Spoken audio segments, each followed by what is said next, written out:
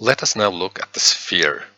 Here are the formulae for the volume of the sphere, 4 pi r to the power of 3 divided by 3, and the surface of the sphere, which is 4 pi r squared. We will see the proofs later. Let us jump to page 16, where we find the corresponding examples. A hemisphere is a Halbkugel, so half a sphere.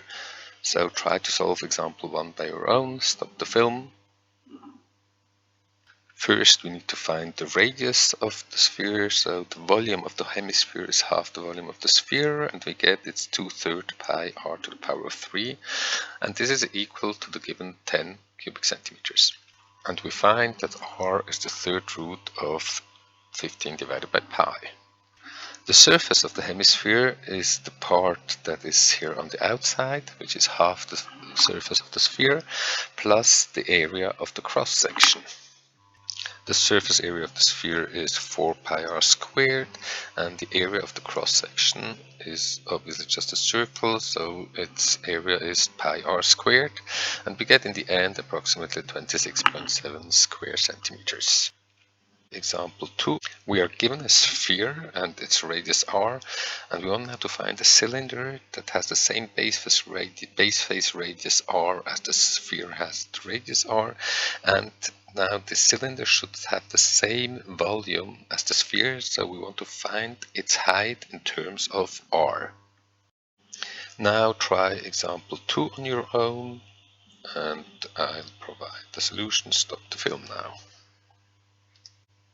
The volume of the sphere is 4/3 times pi times r to the power of 3. The volume of the cylinder is pi r squared times h.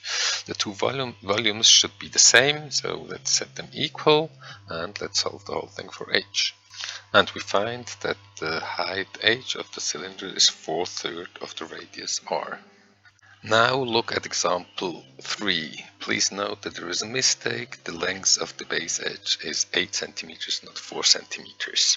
Hemisphere, here we have its base face, and on the base face is also the base face of the cuboid.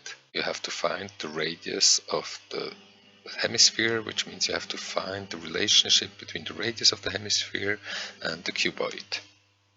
And here comes the result. Well, the radius of the hemisphere is exactly the distance MA here.